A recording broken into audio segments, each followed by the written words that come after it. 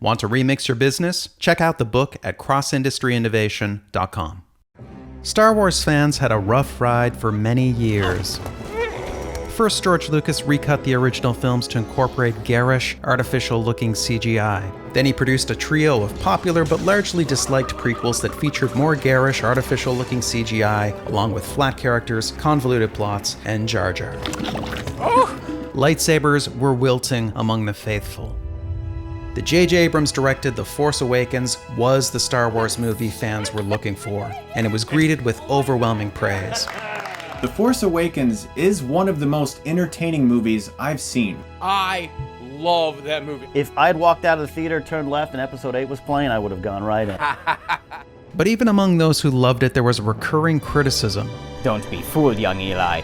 J.J. Abrams never told you how he recycled the story. Basically, it is A New Hope with another family plot in there. On more than a few occasions, you're like, I've seen that. I wanted something new, and I didn't really get that. This core complaint was echoed more strongly elsewhere. It was called the biggest fan film ever made. Some claimed our culture suffers from a nostalgia problem. Others said it was an indicator of the stagnation and repetition of our collective imagination. And the film was also called a remix, which seemed to not be a compliment. It was even dubbed the apotheosis of remix culture, its logical endpoint. The remix method of copying, transforming, and combining is definitely used in The Force Awakens as well as the other works of J.J. Abrams. Is remixing a weak point in The Force Awakens? Is the remix method growing stale? Have we reached the limits of remixing?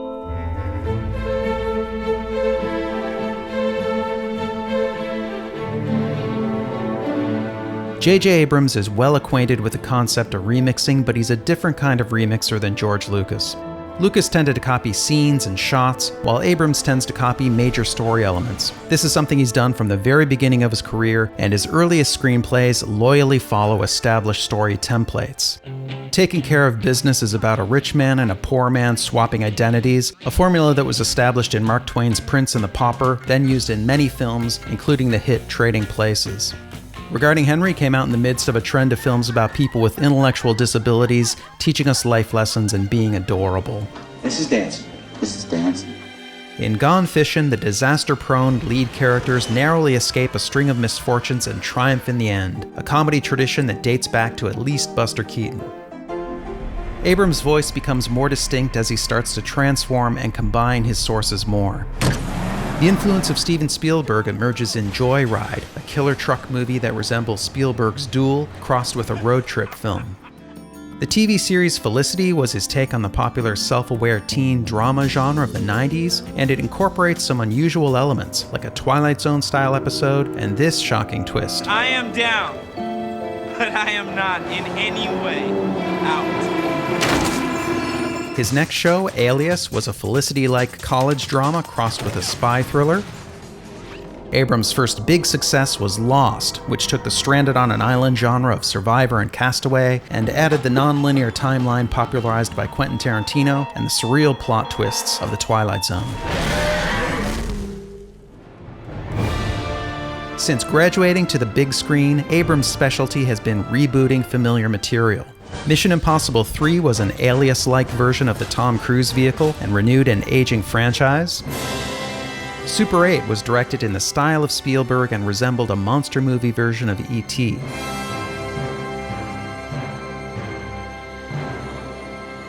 And his Star Trek films successfully relaunched the franchise while pleasing most, if not all, of the existing fans.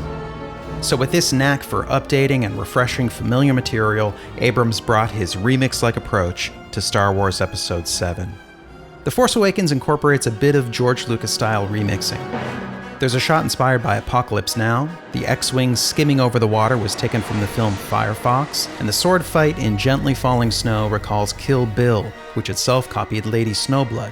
But most of the remixing in The Force Awakens is of story elements, and the primary source is Episode 4, A New Hope.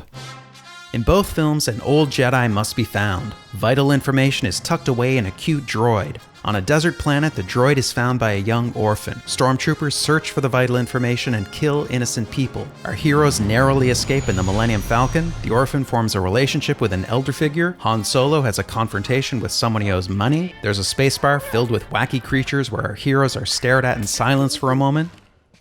The villains have a planet-like weapon that destroys planets. This is also the second time J.J. Abrams has destroyed a planet. The villain murders the elder figure, which the orphan witnesses. The heroes go into the planet-like weapon to incapacitate something. Ships fly down a trench, shoot a particular spot, and destroy it. This is the third time in the series this has happened. There's even a joke. How do we blow it up? There's always a way to do that. Which suggests there's a twist coming, but then there isn't. And there's also elements copied from the original Star Wars that seem like they really should have been changed. The First Order, like the Empire, is modeled on Nazis, despite there being no significant Nazi threats since 1945. And the Jedi are again a semi-mythical clan, despite sensationally saving the galaxy only a few decades earlier. Maybe they left the record-keeping to the Ewoks. The film certainly isn't all copying. There's plenty of transforming as well, especially in the characters. The hero is a woman, another lead is a former stormtrooper, and the villain is a raging, failure-prone fanboy. These changes provide some of the freshest narratives. So The Force Awakens clearly is a remix, but so is everything else. For as long as humans have been creating, we have been copying, transforming, and combining. The issue isn't the remixing in the film, it's that it's heavy on copying and lighter on transforming and combining. But this was an intentional choice. The Force Awakens was designed to be familiar because we love the familiar. That's why more and more of Hollywood's top hits are new versions of old stories. But familiarity isn't the only thing we love. We're also attracted to the novel, the unusual, the innovative. This is a smaller, riskier market, but it's influential, and it's where many of the most enduring films are born. The familiar and the novel both appeal to us. Think of them as two halves of a spectrum. Box office hits tend to land on the left, critical hits tend to land on the right. But some films land right in the middle, like the original Star Wars. It felt very novel because it blended previously unrelated pieces into a highly unusual and innovative package. Yet it also felt very familiar because it copied something well known, the mythical structure of countless heroic tales of the past. The result was something that strongly appealed to our desires for both the novel and the familiar. This target between the novel and the familiar is something we can all aim for. We can make our novel ideas more accessible and understandable and perhaps more impactful by copying familiar elements. And we can make our familiar ideas more fresh, exciting, and surprising by extensively remixing from diverse sources. And if you can create that perfect hybrid of the new and the old, the results can be explosive.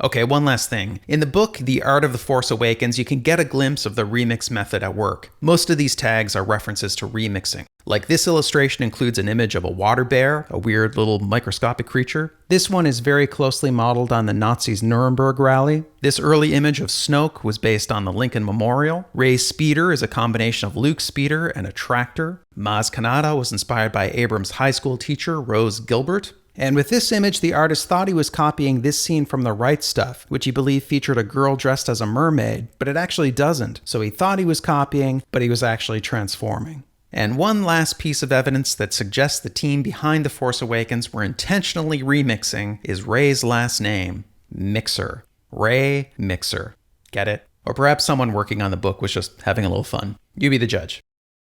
Hi everybody, and welcome back to Everything is a Remix. First things first, we have a new Kickstarter campaign with awesome Star Wars inspired t-shirts. The The first is an Empire Strikes Back style design. The other is our nod to the opening sequence of the very first Everything's a Remix. And you can get the beta edition of The Remix Method, a short book about using remix techniques in your work. And that is available exclusively via Kickstarter. And all shipped orders come with free stickers. And if you'd like to see more free videos from me, come back me on Patreon. Right now when you back, you also get access to my video on demand series, This Is Not a Conspiracy Theory. I hope you enjoyed the video, and if there is sufficient interest, there should be at least a few more of these. They won't be an episodic series like the original 4 videos were. They will each be independent installments. But if you guys are still enjoying them, I think I've got a few more in me. My thanks to the awesome people at Cross Industry Innovation, MailChimp, Provoke, and XOXO for their support. And thank you to Ray Kimber, Antonio Garcia, and Youssef Abdelmohsen for their help. Up next from me is the 4th episode of This Is Not a Conspiracy Theory, and it should be epic. You can check out that site at thisisnotaconspiracytheory.com. Thanks so much for watching, and I will see you next time.